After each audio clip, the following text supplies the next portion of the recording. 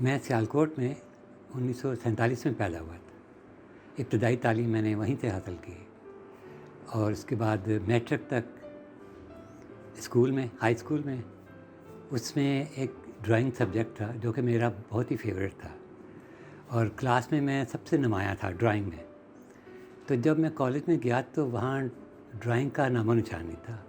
मेरे लिए बहुत बड़ा एक शौक़ था कि मैं तो ड्राइंग के बगैर तो रह नहीं सकता, क्योंकि मेरे दिलो दिमाग में छाई हुई थी। मैं सोच में पड़ गया मैं क्या करूं। फर्स्ट ईयर गुजर गया, सेकंड ईयर आ गया, लेकिन मैं फ़ैसला नहीं कर पाया कि मैं क्या करूं। फिर मैंने अपने कज़न से ज़िक्र किया, मैंने कहा कोई ऐसी सूरत हो, कोई आर्ट कॉलेज हो, क्योंकि मुझे बिल्कुल अरब भी नहीं पता था आर्ट के मतलब। बस ये शऊर था कि मैं ड्राइंग करूँगा। स्कूल के ज़माने में जितनी भी मैंने ड्राइंग की है उसमें 90% मार्क्स मेरे आते थे और क्लास में अक्सर मैं टॉप पर ही होता था। इसी वजह से मुझे ये इस चीज़ का बड़ा सदमा हुआ कि कॉलेज में ड्राइंग नहीं है। फिर मेरे एक कज़न ने सारा इन्फॉर्मेशन ली, पता चला कि लाहौर में एक कॉलेज है NCA। तो मैंने अपने पेरेंट्स से कहा कि मुझे वहाँ एडमिशन दिला दें। तो उन्होंने भी मुझे इनकरेज किया कि ठीक है, ये जो भी चाहता है इसको करने दें। तो अखबार में फिर ऐड आया था उनका टेस्ट के लिए कि फ़लाँ तारीख को टेस्ट होगा। मैं टेस्ट देने चला गया। टेस्ट में उन्होंने मुझे फ़ेल कर दिया। मैं बिल्कुल क्लियरली बताऊंगा जो कुछ भी होगा। हाँ, लेकिन ये है कि NCA की जो छाप है ना, वो मेरे लिए बहुत ही फ़ायदेमंद साबित हुई, क्योंकि चाहे वो एक साल ही गुजारा हो, लेकिन उससे मेरी करियर पे बड़ा असर पड़ा। आर्ट काउंसिल का इतना नहीं पड़ा जितना कि NCA का पड़ा। और यकीनन मैं समझता हूँ कि मैं अगर थोड़ी बहुत मैं इंग्लिश मीडियम में पढ़ा होता तो फिर मैं पूरे 4 साल मुकम्मल करता। मतलब आपको लैंग्वेज की वजह से लैंग्वेज की प्रॉब्लम थी हमारे, क्योंकि उर्दू मीडियम में 6th क्लास से जाके इंग्लिश शुरू होती थी, उसमें ABCD पढ़ाया जाता है। तो मैट्रिक तक जो स्टूडेंट होता है उसको तो कतई इंग्लिश नहीं आती, कॉलेज में जाके भी नहीं आती। आर्ट्स काउंसिल की कुछ यादें, कुछ टीचर्स के बारे में जो हाँ, मैंने यहाँ बट पहला टेस्ट लिया जो मेरा लिया वो सबिया कुरैशी हमारी वो थी टीचर, ड्राइंग की टीचर। तो उन्होंने मेरी ड्राइंग देख के मुझे सिलेक्ट कर लिया, फिर मुझे एडमिशन मिल गया। तो इस तरह मैंने यहाँ पर फिर बहुत अच्छे दिन गुजारे, बहुत अच्छा माहौल था उस वक्त। वही फिर मुझे बात याद आ गई अरशद साहब की कि वो एक लड़का हाँ हमारे क्लास में था, वो पार्ट टाइम जॉब, आपके प्रिंसिपल थे उस वक्त प्रिंसिपल थे। ये 3rd ईयर की बात है। और साल कौन सा है ये 72 या 71 था। तो वो अक्सर एब्सेंट होता था, हफ्ते में 2-3 दिन जो ना गायब रहता था। तो अरशद साहब से कह कह के थक गए। एक दफ़ा वो 1 हफ्ते के बाद आया। तो जब आया तो मैंने उससे कहा कि आज तक तुम्हारी खैर नहीं है। यानी क्यों? मैंने कहा अरशद साहब बहुत नाराज़ हो रहे थे कि ये बड़ी छुट्टियाँ करता है। तो खैर वो उनका मामूल था कि जब वो आते थे तो एक राउंड लगाते थे स्टूडेंट से, वो क्या क्या कर रहे हैं काम, किसी के हेल्प की ज़रूरत होती थी साथ बैठ के कर भी देते थे। तो जब वो एजाज की टेबल पे पहुँचे तो एकदम हैरान होकर देख के कहने लगे, अरे एजाज आज तुम फिर आ गए। अरशद साहब बहुत पोलाइट आदमी थे, बहुत ही, और हम लोग जो ना बहुत ही क्लियरली उनसे कोई बात छुपाते नहीं थे। एक दफ़ा मेरी एक जूनियर थी, शहनाज नाम था उसका, उसने मुझसे कुछ ड्राइंगें बनवाई। मैंने कहा देखो ये थीसिस का काम है तो तुम्हें खुद करना चाहिए। कि नहीं मुझे आती नहीं है। तो मैंने कहा ये अरशद साहब पकड़ लेंगे। कि नहीं उनको नहीं पता चलेगा। मैंने कहा कैसे नहीं पता चलेगा? मैंने कहा अगर उनको पता चल गया तो तुम ये नहीं कहना कि मैंने बनाई है, उसे बोल देना साफ, फिर तुम्हें कुछ नहीं कहेंगे। कहेंगे अच्छा नहीं ठीक है मैं कह दूँगी। तो उन्होंने वाकई पकड़ ली कि नहीं ये किसने की है ड्राइंग? उसने कहा कि मैंने की है। कहना नहीं ये तुम्हारा हाथ नहीं है, ये बुलाओ अकरम को। तो उस वक्त ज़्यादातर लोग कमर्शियल की तरफ ही जाते थे, फाइन आर्ट क्यों नहीं लेते थे? वो इसलिए कि वो देखते थे कि फ़ाइन आर्ट जो है ना ये तो अपने बलबूते पे आज जितना भी आप कोई करें, अगर आपके अंदर एबिलिटी है तो आप फ़ाइन आर्ट कर लेंगे, अगर नहीं है तो फिर आपके ऊपर है कि आपको जॉब तो कहीं नहीं मिलेगी। लेकिन कमर्शियल में ये है कि एडवर्टाइजिंग उस ज़माने में बड़ी एजेंसीज बहुत थी और जॉब आसानी से मिल जाती थी। और मुझे भी जॉब स्कूल के दौरान ही जॉब मिल गई थी लिंटास में। उन्होंने मेरा एक हल्का सा टेस्ट लिया और फ़ौरन सेलेक्ट कर लिया और मुझे 350 रुपये स्टार्ट हुआ और ये बहुत अच्छा स्टार्ट था उस वक्त। बिल्कुल। यानी वो इतना सस्ता ज़माना था कि 350 रुपये आपके महीने भर में ख़त्म हो जाते थे। मेरी आदत ही, मैं असल में फजूल खर्ची नहीं था। मैं अपनी याशियों में किसी किस्म की कोई ख्वाहिश थी नहीं। मैं घर पे ही देता था सारे पैसे। तो मेरी अम्मी बहुत खुश होती थी और वो हैरान होती थी कि इतने पैसे कमा के लाया। मेरे 4 बहनें थी, 2 की शादी हो चुकी थी और 2 अभी हम मेरे साथ थे। उनकी फिर आस्ता हमने शादियां की और 4 ही भाई थे। और ये जो भाई थे मेरे, इनकी 74 में ही डेथ हो गई थी फिर अचानक। उस वक्त उनकी एज 33-34 थी। घर से ऑफिस जाने के लिए निकले थे और मैं ऑफिस जा रहा था लिंटास। तो बस में मैं बैठे हुसैनाबाद से जब गुजरी तो वहाँ रश देखा। मुझे नहीं पता कि रश किस किस्म का है। बाद में मुझे पता चला कि वो मेरे भाई की वजह से था रश। एक्सीडेंट? हाँ, एक्सीडेंट नहीं हुआ था, उनका कुछ दिल घबराया था। तो वहाँ पर उतर के उन्होंने 7 अप पी, फिर बाहर निकले और बाहर निकल के गिर पड़े। तो एक बंदे ने उनको गोद में ले लिया और उस वक्त उन्होंने कहा कि मुझे पेंसिल और कागज़ दे दें, मैं कुछ लिखना चाह रहा हूँ। तो फ़ौरन भागता हुआ एक बंदा गया, जब तक उनकी डेथ हो चुकी थी। ये बात फिर मुझे 5 साल बाद एक सफ़ेदी वाले ने बताई। उसको नहीं पता था कि वो मेरा भाई था। कहने वो आपका भाई था? मैंने कहा हाँ, वो मेरा भाई था। कहने लगा मुझे बड़े दुख हुआ था जब उसने मेरी गोद में दम तोड़ा। मैं हेडल ज्वाइन किया ना, तो वहाँ मैं इलस्ट्रेटर था। इमरान मीर मेरा बॉस था। तो हम दोनों इकट्ठे पढ़ते थे, इकट्ठे ही हमने डिप्लोमा लिया। तो हमारी दोस्ती बहुत पक्की थी, हमारा आना जाना घर में बहुत था आपस में। तो इसलिए उसने मुझे रेफ़र किया कि मैं इसको रखूँगा हर हाल में। हमीद आलम से भी उसने कह के ना, जबकि दूसरों की तनख्वाह जो विजुलाइज़र थे उसकी ज़्यादा तनख्वाह होती है, उनकी कम थी और मेरी ज़्यादा थी। तो खैर मुझे इससे कोई गर्ज नहीं थी, लेकिन मुझे ये थी कि मेरे मतलब की जगह है। बहुत अच्छी जॉब थी, बड़ा टैका था वहाँ। कभी मोटरसाइकिल पे अगर कोई पुलिस वाला रोक लेता था तो सिर्फ नाम लेने का भी था।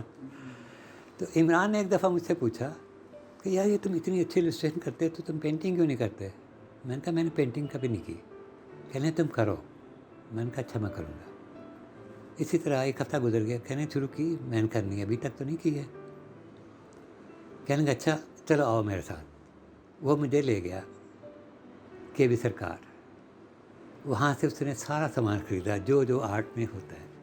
और मुझे तो पता ही नहीं था कि क्या क्या चीज़ें होती हैं। एलिमेंट का केवी नाइफ होता है, पेंट होते हैं, ब्रश होते हैं, किस किस्म के, सारा कुछ ख़रीद के कहने ये तुम्हारा है और अब अगर तुमने शुरू नहीं की ना तब देखना फिर ये मेरे पैसे लगे हैं। मैंने कहा अच्छा ठीक है। मैंने कहा मैं बनाऊँ क्या? कहने ये तुम्हारे ऊपर है, जो भी बनाओ। तो मैंने सोचा, मैं मैगज़ीन वगैरह था देखे इधर उधर, तो मुझे एक तस्वीर पसंद आई, मैंने इसको कॉपी कर दिया। उस पेंटिंग का साइज़ था 2 फीट बाई 3 फीट। वो पेंटिंग तैयार करके मैं पहली पेंटिंग थी मेरी, मैं ऑफिस में लेके आया। किस मीडियम में की थी? ऑयल पेंट में। तो वो देख के कहने लगा ये बहुत अच्छा किया, बहुत अच्छी पेंटिंग बनाई तुमने। खैर वो उसने ऑफिस में लगा ली। इतने में अनवर मकसूद आए, वो उन दिनों वहीं पे जॉब करते थे। तो देख के कहने लगे इसका क्या मकसद है लगाने का? मतलब वो ये समझे कि कोई पोस्टर है प्रिंट, वो लगा दिया। इमरान ने कहा कि नहीं करीब जाके देखें। फिर वो जब करीब आया तो कहने अरे ये तो पेंटिंग है, हु मेड दिस? तो कहने ये सामने बैठे हैं। वो मेरे पास आए, मैं उस वक्त इलस्ट्रेशन कर रहा था। मैं फ़ौरन उठा तो उन्होंने मुझे गले लगा के कहने वेल डन, बहुत ज़बरदस्त काम है आपका। उसके बाद फिर मुझे खुद मज़ा आया इतना। लेकिन गैलरी वगैरह तो थी नहीं, तो आप किसके लिए करते थे काम? मैंने फिर वो पेंटिंग जो है ना, अब मुझे चस्का लग गया, मैंने शुरू कर दी पेंटिंग। फिर मैंने मुख्तलिफ कहने लगे अब तुम कोई सब्जेक्ट देखो, कोई घर में देखो, कोई ऐसी चीज़ें जो तुम्हें अपील करें कि हाँ ये पेंटिंग में अच्छी लगेंगी। तो उस वक्त मेरे बच्चे छोटे छोटे थे, 4 साल का और 3 साल का। तो उनकी कॉर्ड थी, साइकिल थी, मैंने उसी को अरेंज करके एक पेंटिंग बनाई। वो पेंटिंग इतनी मशहूर हुई, वहाँ ग्रुप शो में अटीरियर BM जो कि बशीर मिर्ज़ा की एक गैलरी थी, वहाँ पर ग्रुप शो हुआ। उसमें शकील ने भी हिस्सा लिया था और मैंने भी वहाँ पार्टिसिपेट किया। तो लड़के लोग देख के कहने लगे, वो शकील के पास ही जा रहे थे, यार ये तुम्हारा नया काम तो बड़ा ज़बरदस्त है। तो वो हंस रहे थे, कहने लगे ये मेरा नहीं है, ये अकरम का काम है। कहने अकरम कौन है? उन्होंने कहा कि ये मेरा क्लास फेलो है, ये उसने बनाई है।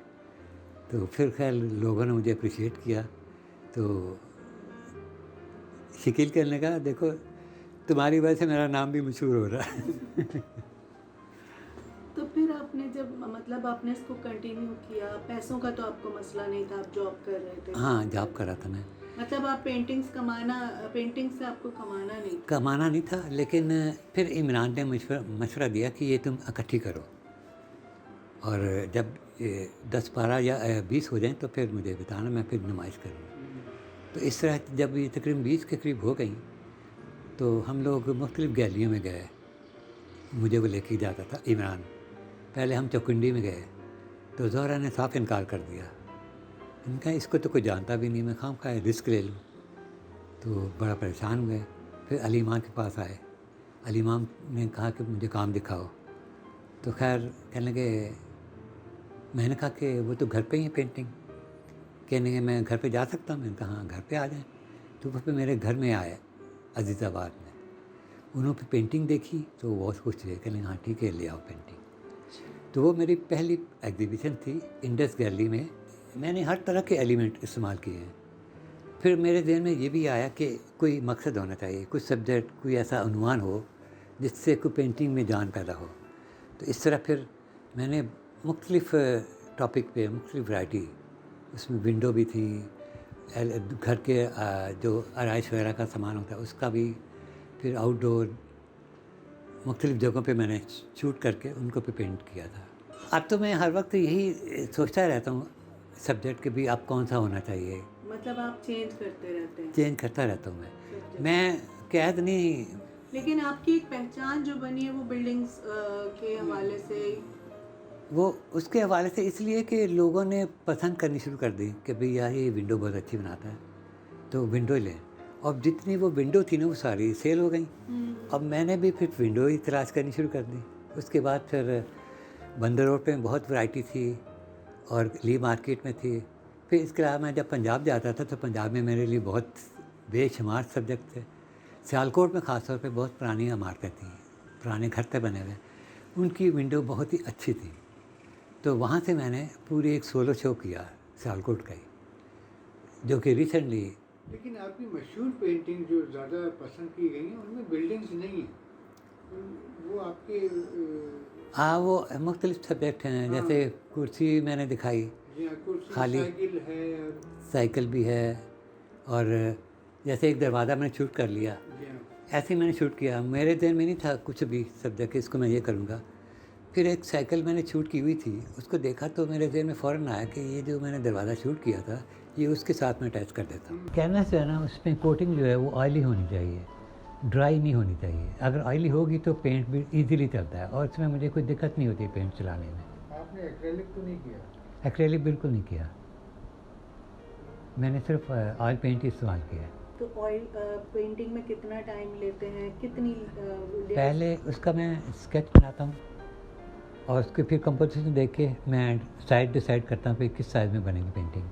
फिर उसको मैं कंपोज करता हूँ सारी चीज़ें, फिर उसको शूट करके फिर उससे मैं फिर ट्रेसिंग करता हूँ कैनवस पे। तो इस तरह से वो तकरीबन एक पेंटिंग जो है ना, डिपेंड करता है सब्जेक्ट किस किस्म का है, 10 दिन भी लगते हैं, 20 दिन भी लग जाते हैं। बाद पेंटिंग जो है ना 1 महीना भी ले लेती हैं। लेकिन यह है कि मैं कभी उस पर उजलत नहीं करता पेंटिंग बनाते वक्त। जब कभी मैं अगर उकता जाऊँ तो मैं काम छोड़ देता हूँ ताकि काम पे असर ना पड़े। और चाहे काम फ्री का हो या पैसों का हो, काम का मेयार को मैं उसी तरह ही रखता हूँ, क्योंकि मेरी फितरत ऐसी है कि जब लोग देखेंगे तो ये नहीं कहेंगे कि इसके इतने पैसे इसने लिए या फ्री दी, वो ये देखेंगे कि इसके हाथ की बनी हुई पेंटिंग। मुझसे एक साहब ने कहा कि मुझे आयतुल कुर्सी लिख दो। मैंने कहा मैंने कैलीग्राफी नहीं की कभी। कह नहीं तुम कर सकते हो। मैंने कहा मैं कैसे कर सकता हूँ, लेकिन मेरे ध्यान में एक कसक थी कि मैं कैलीग्राफी करूँ। खैर उनके कहने पर मैंने एक कैलीग्राफी की, तो वो इतनी अच्छी बनी, मुझे भी अच्छी लगी कि ये तो बहुत अच्छी बन गई है, तो उनको भी बहुत पसंद आई। तो उसने कहा कि यार वो तो मेरा एक दोस्त उठा के ले गया, तो मुझे उसी तरह एक और बना दो। वो फिर मैंने दोबारा रिपीट की। फिर इस तरह वो तकरीबन 5 दफ़ा मुझे बनानी पड़ी पेंटिंग, इतनी लोगों को पसंद आई। उसके बाद फिर मैंने सोचा कि नहीं, मैं अब पेंटिंग को रिपीट होना चाहिए। नहीं, बिल्कुल मज़ा नहीं आता। बनाने वाले को तो बिल्कुल कोफ्त होती है बनाते हुए कि वही चीज़ बनेगी, मुझे पता है कि आगे इसका रिजल्ट क्या होगा। एक नई चीज़ का तजस्सुस कुछ और होता है कि जब अब बनने के बाद कैसी लगेगी। गैलरीज और ये जो हमारा एक मार्केट है, आर्ट मार्केट, इसके बारे में बताएं आप, क्या रवैया है लोगों का, और जिस तरह ये लोग गैलरीज चला रहे हैं, गैलरी वाले हमारे यहाँ कमर्शियल। देखिए मेरा तो खैर नेचर ऐसी है कि मैं कंप्रोमाइज़ कर लेता हूँ हर तरह से। मेरा किसी से ना झगड़ा, अगर पैसों की वजह से किसी से झगड़ा होने का अंदेशा हो तो मैं सरेंडर कर देता हूँ अपने आप कि नहीं, पैसा ही सब कुछ नहीं है, तो पैसे छोड़ देते हैं। हाँ पैसा छोड़ देता हूँ। मेरे लिए शख्सियत बहुत अहम है, इंसान की शख्सियत, चाहे वो दुश्मन हो या अपना दोस्त हो। पहला शो मेरा इंडस गैलरी में हुआ सन 89 में। दूसरा शो मेरा कैलीग्राफी का हुआ था, वो टोटली सोलो शो था मेरा, वो भी इंडस गैलरी में हुआ। पहले तो अली इमाम राज़ी नहीं हो रहे थे कि लोग मुझे क्या कहेंगे कि कैलीग्राफी पे आ गया। तो फिर कुछ लोगों ने उनको मशवरा दिया कि नहीं, इनका काम देखो, काम बहुत अच्छा है, तो लगा दो। तो खुदा का करना ऐसा हुआ कि वो बहुत ही कामयाब रही, और वो बहुत हैरान हुए कि मुझे नहीं उम्मीद थी कि तुम्हारी इतनी पॉपुलैरिटी इसमें होगी कि कैलीग्राफी की लोग इतना पसंद करेंगे। तो तकरीबन 80% सेल हो गई थी पहले ही दिन। काम में मेचोरिटी जो है ना वो यकीनन आई है। पहले मुझे इतना सेंस नहीं था काम का और पेंटिंग का, लेकिन अब मुझे फ़ौरन क्लिक करता है कि ये गलत है, इससे ऐसा नहीं होना चाहिए। पहले मैं गलत चीज़ भी इसको सही करके पेल देता था लेकिन मेरे दिमाग में इस पर ये आता था कि मैं पेंट करूं तो क्या करूं अभी। वो हर वक्त मेरे ज़हन में ये होता है कि मैं सोचता था तक भी कहाँ से मुझे मिल सकते हैं सब्जेक्ट। फिर मैंने मुख्तलिफ आर्टिस्टों के, जैसे नॉर्मन रॉकवेल एक इंग्लिश है, वो मेरा फेवरेट था। उसकी पेंटिंग जो है ना उसमें एक टच होता था मज़ाक का। जैसे एक लड़का सुई में धागा डाल रहा है तो ज़ुबान से बाहर निकाली हुई ये उसकी पेंटिंग मुझे बड़ी अच्छी लगी थी। इसी तरह एक लड़का बाहर से आता है बड़े अरसे बाद अपने घर में, तो उसके इस्तकबाल के लिए कितने सारे लोग जो ना, कोई खिड़की में खड़ा हुआ है, कुत्ता इधर से आ रहा है, उसकी फेवरेट बिल्ली जो है वो भागती हुई आ रही है, ये उसकी पेंटिंग थी। वो भी एक टोटली एक सब्जेक्ट था उसका, देख के आदमी इंटरेस्ट लेता किया। बहुत ही दिलचस्प पेंटिंग है, इसमें किसी चीज़ को उसने नज़रअंदाज नहीं किया। पाकिस्तान में अगर कोई आर्टिस्ट है ना, मैं समझता हूँ गुलजी है वजह गुलजी का जो असल काम है ना वो शायद ही कम लोगों ने देखा हो, जिससे उनका नाम बना था। उसके बाद फिर जब नाम बन गया तो फिर उन्होंने कई करवटें बदली, ठीक है ना। लेकिन मेरा उनका जो रियलिस्टिक का काम है ना वो ज़बरदस्त काम। और इसके अलावा शकील सिद्दीकी बहुत अच्छा काम, वो मेरा फेवरेट बंदा है, क्योंकि जितना उसके अंदर पेशेंस है ना काम करने का, मेरा नहीं ख्याल कि कोई और कर सकता हो। बाकी आर्टिस्टों में बहुत सारे हैं, मोमिन बहुत अच्छे आर्टिस्ट हैं, मैं उनकी कदर करता हूँ जो वो स्ट्रोक लगाते हैं और जो कलर सिलेक्शन है उनकी, वे ये नहीं एडिट करना अच्छा। हाँ, उनके जो बेसिक कलर लगाते हुए भी इतना फ्री हैंड होता है कि मैं हैरान हूँ। गुलजी और शकील को एडिट कर देना, लेकिन इसको नहीं एडिट करना। शादी मेरी 80 में हुई थी। शादी कैसे हुई, वालिदा की मर्जी से या? शादी मैंने डिपेंड कर दिया था उनके ऊपर ही कि जिस तरह जहाँ भी चाहें कुछ अपने रिश्तेदार थे जहाँ मैं चाहता था वहाँ नहीं हुई, तो फिर उन्होंने कहा कि देखो अब कोई लड़की तो मिल नहीं रही तुम्हारे लिए।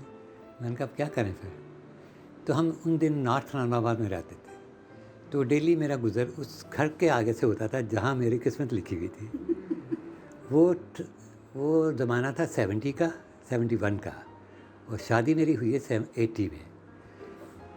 अच्छा, 80 में एक दफ़ा हम लोग गए उन्हीं को मिलने के लिए जो हमारे मालिक मकान थे।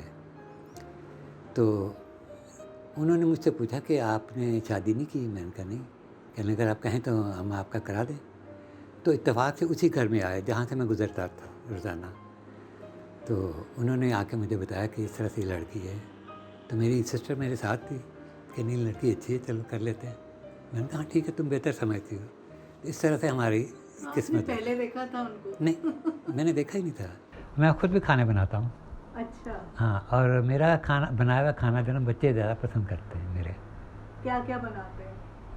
मैं भुना बनाता हूँ और सब्ज़ी गोश्त बनाता हूँ कि आलू कीमा बहुत अच्छा बनाता हूँ। इसका मतलब आप किचन का काम सब जानते हैं। क्योंकि एक सालन के अंदर सबसे अहम चीज़ है ना वो टेस्ट है। अगर टेस्ट नहीं है ना बेकार है, चाहे शक्ल कितनी भी अच्छी हो। तो टेस्ट के लिए मैंने जो पढ़ा था ना उसके ऊपर मैं अमल करता हूँ जब भी उसमें लोग जो है पसंद करते हैं खाने को। इसके अलावा स्वीट डिश मैं बहुत पसंद करता हूँ। मैं घर के अंदर ही बहुत सारी स्वीट डिश बनाता हूँ जो कि मेरी वाइफ नहीं बनाती, वो मेरे दिन में है स्वीट डिश बनाना। जिस दिन मैं कुछ थोड़ा बहुत काम से रिलीफ मिलती है तो फिर मैं किचन की तरफ आ जाता हूँ। मेरे पास जब तक कि म्यूज़िक ना हो पेंटिंग का मज़ा नहीं आता मुझे। म्यूजिक किस टाइप का? मेरे पास आता है क्लासिकल इंग्लिश म्यूज़िक है। अच्छा, इंग्लिश? हाँ, इंग्लिश ही है, मैं उर्दू नहीं सुनता कोई भी। और उसमें स्ट्राउस है, जेम्स लास्ट है, मोज़ार्ट है, और सिंगर्स में एंगलबर्ट है, बहुत पुराना मेरा नाम ले लिया। फेवरेट है, जिमरिद है, टॉम जॉन है। ये तो आप बहुत पुराने नाम ले रहे हैं, 70। हाँ, तो मैं अपने दौर के नाम लूँगा ना। सजेशन ये है कि सबसे पहली चीज़ तो ये कि लगन है काम के अंदर, आप पूरी तवज्जो। अगर आपको इंटरेस्ट है, दिलचस्पी है आर्ट से, तो उसको आप पूरा टाइम दें। और दूसरा ये कि बिल्कुल दिल लगा के काम करें। काम करते वक्त दिमाग से सारी बातें निकाल दें, पूरा तवज्जो उसके ऊपर दें। और सब्जेक्ट बहुत अहम है, आप क्या बना रही हैं, किस तरह का काम करना चाह रही हैं। आपकी जो नेचर है ना वो उसका बड़ा दखल होता है आपके काम में। तो आप अच्छा सोचें, अच्छी बातें करें, उससे आपकी नेचर भी पॉजिटिव हो जाएगी और ख्यालात भी अच्छे आएंगे, तो काम भी अच्छा होगा। अगर आप फ्रस्ट्रेशन में रहेंगे तो आपके काम पर असर पड़ेगा। बस यही कि फिर आप एब्स्ट्रैक्ट की तरफ आ जाएंगे रियलिस्टिक के बजाय। वो इतना आसान नहीं है जितना लोग समझते हैं उसको। एब्स्ट्रैक्ट जो है ना वो ज़्यादा मुश्किल काम है बनिस्बत रियलिस्टिक के, क्योंकि कलर को प्ले करना, उसकी कंपोजिशन, उसको आप कलर की